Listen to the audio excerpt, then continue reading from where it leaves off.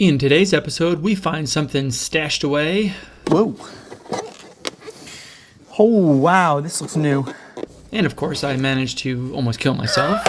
And what color did I choose? Hey guys, welcome back to part 3 of 4 of the mini-series for painting the E31 S85. Today we're going to be removing the rear windscreen. Have to do it. Gotta do it if we want to paint it. I know in the last video I said I wasn't going to, but now I am. I've got a new one, and I'll tell you why shortly. And we're also going to be finishing the sanding. We're going to be priming every single part, and then we're going to be laying our base coat down in today's episode. So this is the windscreen, right? This is the rear windshield.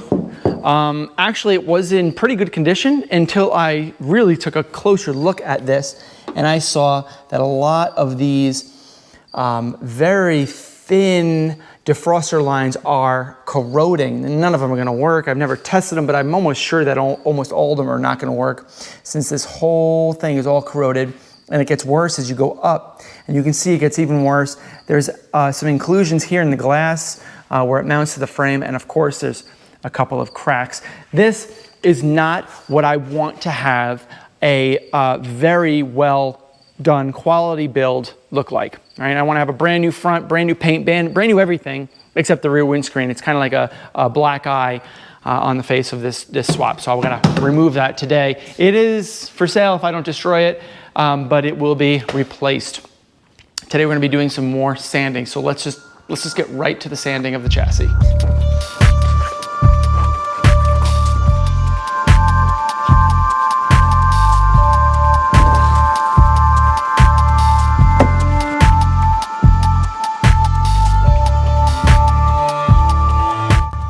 Unfortunately, it started raining, so I needed to move the car back inside and finish sanding there.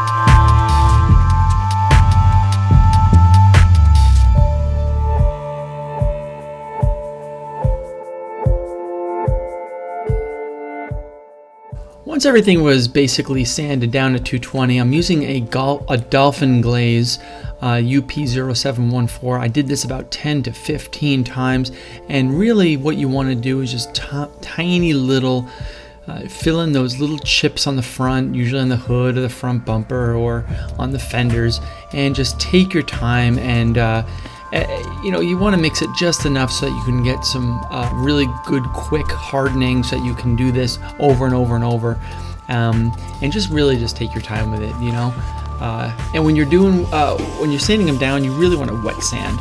Wet sanding is usually the best thing to do after it hardens up. You kind of just start with 400 grit or 600 grit perhaps, and just feather it out.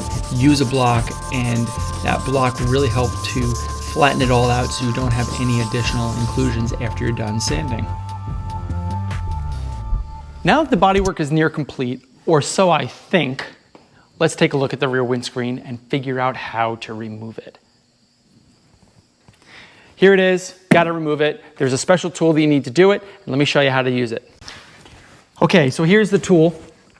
It basically has like a cable on it with a handle, and that allows you to get this knife underneath here, underneath and inside the underside of the windshield, so you can cut through the urethane layer that's here. It's basically just a urethane sealant that sticks the windshield to the metal chassis. So what we need to do is you take this thing underneath and you just kind of pull and break that bond between the windshield and the chassis, and it's a lot easier said than done. It's actually not that easy at all. So we got to figure out how we're going to be able to cut that out effectively without damaging anything.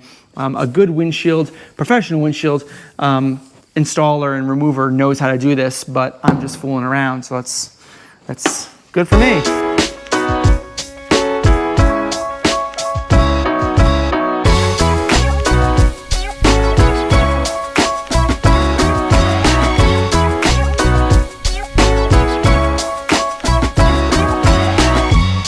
So if you stand up here like this, and then I did most of the top already. And if I just kind of pull,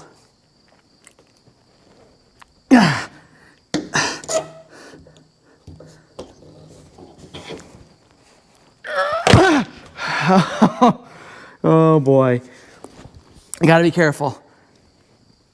But if I just continue to pull just like that, and you can, okay, there we go. See, once you get a good rhythm, move slow and steady. That's it. And if you have to, go another pass. Makes things a little easier for yourself. Right? The corners are a little bit more difficult. I can certainly see that.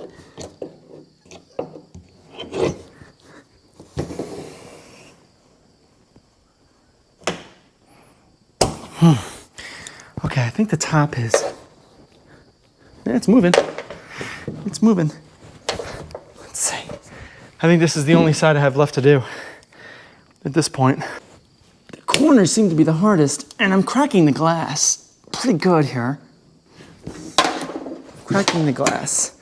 I'm cracking the glass.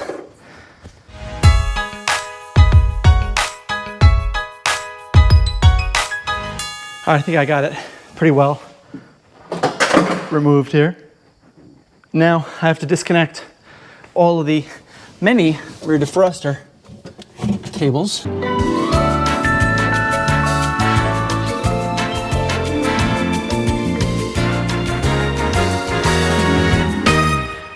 That's getting redone, don't worry about that. We got it all undone. As you can see, the polyurethane here on the top is pretty thick. And we got to remove all this. Looks like it was machine placed. It looks great. Really good job they did. And it looks like we do have a little bit of rust in here. So we do need to take a look at that. How about the other side? Yeah, other side looks great. So there is really no rust on this. I mean, I want to take a look at that corner for sure, but I think we're in good shape here with this. Most of this taken care of. I want to remove this shelf because I'm going to end up wet sanding the roof and all the body panels. I don't want that stuff to get on here, even though I'm going to redo it. I just don't feel like having to clean something else up if it penetrates through this. So I want to try taking this thing out. And I don't really know how. Oh, there's a cubby here. Whoa.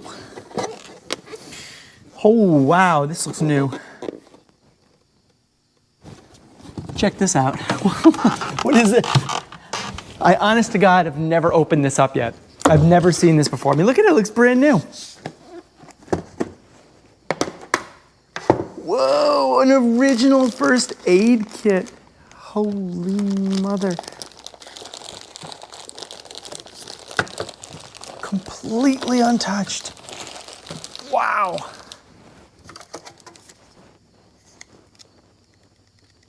Wow, this is cool. Very cool. Wow. Unbelievable. I guess they have this just in case you go to the Autobahn and get a little carried away and you have to do emergency surgery right then and there. Oh my goodness.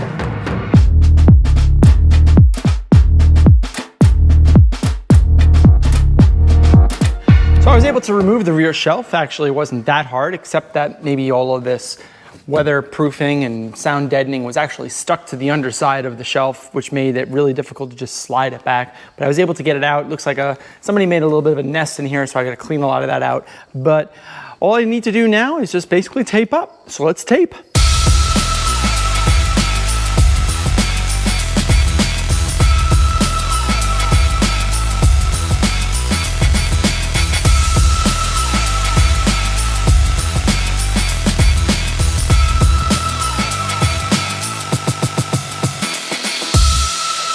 It is a new day today, and we are now in the priming stage. I got all the parts basically laid out. They're all outside, and that's okay because I'm going to sand all the primer down to 600 grit right before we do our base coat anyway. So I don't really care if we're doing it outside. I don't need a booth for this. You can see that the fenders, the doors, the trunk, the hood, the side skirts, and the car's in there. I might bring the car out for the primer coat after I do all of the primer coat on all this, but for the most part, I'm just at the point now where I just need to start laying down the primer. So let's talk about the primer that I'm using and the color that I'm using and the color that I chose and why, and then pour it. All right, so we have Eastwood's epoxy primer. It is a 1-to-1 ratio between what I'm using here is a white primer. I've chosen white because the color of the car that I've chosen, which you'll see shortly, is not light, it's not dark, it's kind of like a medium color, but I want the coverage to be well known and good. So I figured that having a white primer would really help for me to understand exactly how my coverage is when I'm painting. So since this is a 1-to-1 and this is each 1 gallon a piece, I think that I'm going to get 2 good gallons of sprayable primer, which is way, way more than I need for all these parts. But I have it just in case I need it because I'm going to be doing multiple coats as I do body work after the primer. So easy, just whatever I fill up with the primer, I fill up with the catalyst. This is like an activator catalyst. So that then goes into my gun and then I spray it. I'm spraying it with a 1.2 Pintle on the LPH 400 gun. And this is actually pretty good for primer. You can do primer with actually a 1.3 Pintle, but I've decided to use a 1.2 on this, which is the orange cap here. So anyway, let's do it.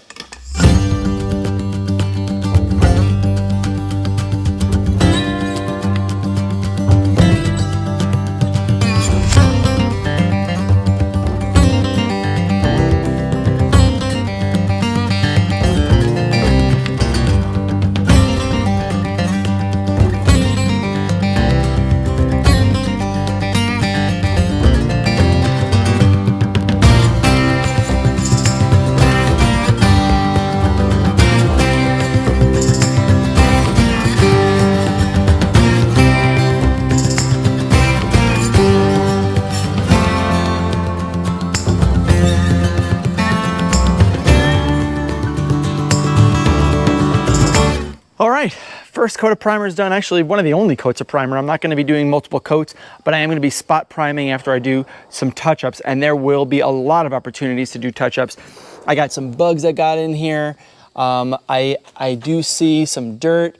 So, I mean, I gotta sand a lot of that out and spot prime. I'm gonna be doing it all separately inside, so I'm not gonna have to deal with the dust and the wind and stuff that I'm currently dealing with outside. But hey, we're just priming, so what's the big deal? You can always do touch-ups, and I'm going to be doing a lot of that. You know, the paint gun did have some uneven spray, so you did see some splatter there, and that can all be easily sanded out. It's just so easy. I'm not worried about any of this, but this is the way it goes with a paint job, is that you kind of just chip away at it, and you do a little bit at a time. What we're going to do in this video, however, is, because I'm about a week away from painting, but I am going to paint and clear coat the door jambs, because the process by which I'm going to be doing this painting and installing is the doors are going to be installed, fenders will be installed, trunk will be installed, and the rear bumper. I think that's just about it. So I need to get the undersides of those pieces painted so that I don't have to worry about opening and closing a door while I'm in my booth. So that's really important that I get a lot of the undersides of that stuff painted first before I install it, so that I can just close the trunk and put the foam tape around the edge so that I can just spray the whole thing as one, and I've already done the underside of that component. I think that's about it for now. So let's bring everything back in, and then let's start working tomorrow after everything dries on painting and clear coating the doors, at which point you will see the color reveal. That's right. I got my color basically set up and ready to mix. So let's take a look at that next. All right, so I have my paint here. And then I have my reducer here. This is a 2-to-1 mix. Essentially, that means that whatever I'm doing, I do 2 parts paint to 1 part reducer. I have a mixing cup here, and if I were to explain this in the simplest terms, if I do, let's say, 6 parts, this is basically 1 to 10 for this mixing cup. You can do this stuff too, but I don't really like to do this since the math is actually quite easy. If I do 6 parts paint, that means I need to do 3 parts of the reducer, and that would bring me basically up to 7, 8, 9.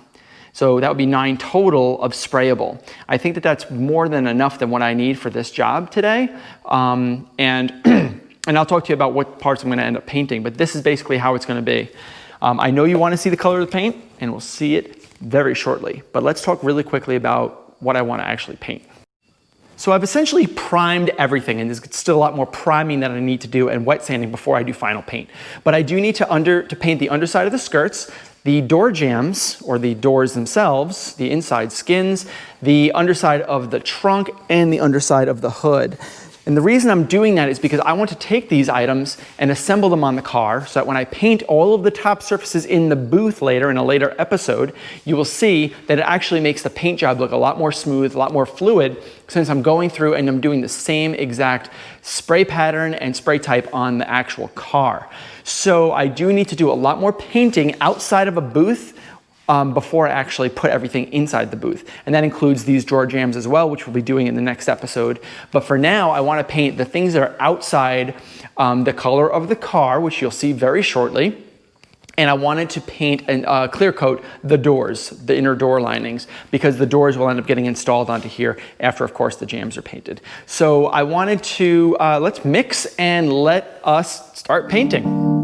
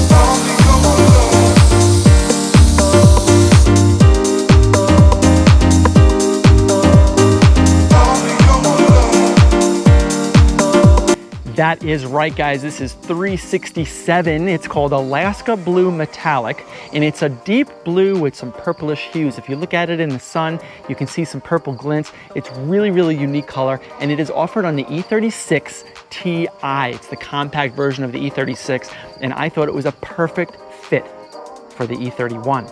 I thought that this color actually was perfect. It wasn't too loud. It wasn't too obnoxious. Yet it was just sporty enough and unique enough in the E31 community now that we have only seen, I think, only one other example of this color on an E31, and I want it to be the second. So I'm very excited about this, and let's clear these doors, only the doors, and then we'll install those doors onto the chassis as I had explained earlier.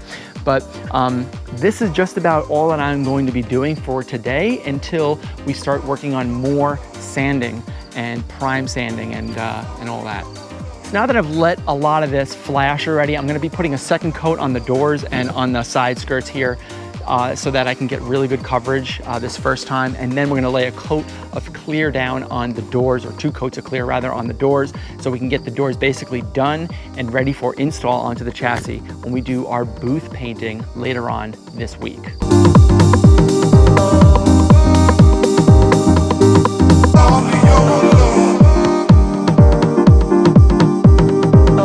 Okay, now that we got the color reveal out of the way, it's back to work and working on the next step, which is clear coating. We're gonna just clear coat the doors. Why just the doors? Well, because the way that I've defined this whole process to be, I wanted to make sure that when the car is in the booth and being fully painted, that I don't have to touch the door jambs at all. Not on the doors or not on the chassis itself. So what I wanted to do is I wanted to finish the doors first and completely done.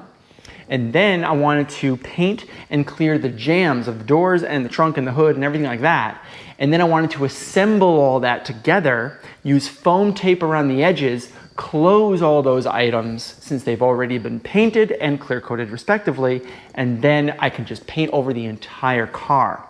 So you'll see this all unfold in the next episode, but for now I wanted to clear coat the door jambs only right now, and that is a 4-to-1 Wanda base, which is basically the clear coat and then the hardener. So it's 4 parts clear coat to 1 part hardener.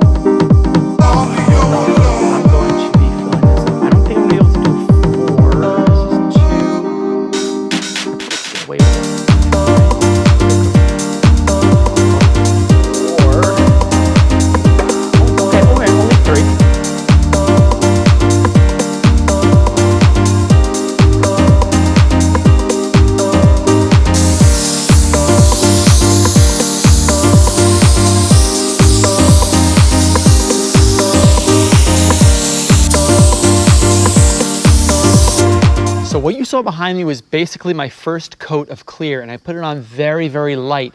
You want that to be a really light first coat for that second coat to be thicker and stick to that first light coat. That prevents you from having runs by going too hard, too fast, by going too thick on the first coat. So you gotta do a light coat on the first coat and then a thicker coat on the second one. And the second coat is really where that shine is gonna come through that you'd expect to see on a paint job. So we just wanna wait for that first coat to get tacky, and then we can add that second heavier coat right at that perfect flash time, and it's going to stick really well and it's going to shine really nice. Just got to be really careful you don't cross that border and have that drip starts to form by having it on too thick.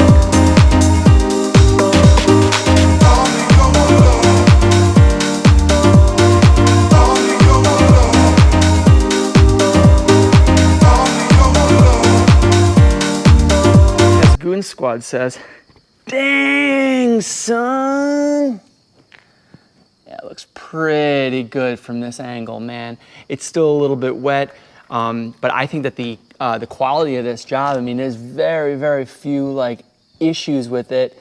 I'm really, really happy with this. I mean, just look at this. Look at, I cleared these parts as well. These are the 4 hinges, and these are the 4 jack stands. Jack stand covers that goes over the side skirts, and you can see. Looks pretty damn good. Tow hitch cover. I gotta let this sit now. This guy too. Very similar, not one drip, guys, not one drip. I mean, this is pretty cool. I mean, this is awesome. Maybe a little bit of a drip there. That's about it though. Wow. Look at the insides of this. It looks, it's hard to see without much of a light, but man, looks brand new. Brand new. Guys, that's the end of this episode, 3 of 4. Stick around for the next episode where we finish painting this entire car in the paint booth. We're gonna give the paint booth a good, thorough review on its performance. I'm hoping that it's gonna work out really well. Today is a perfect day for paint, which is why everything turned out really, really good. But I gotta tell you, it's probably the prep work. Just gotta say. Guys, thanks a lot for watching. Take it easy. I'm out of here.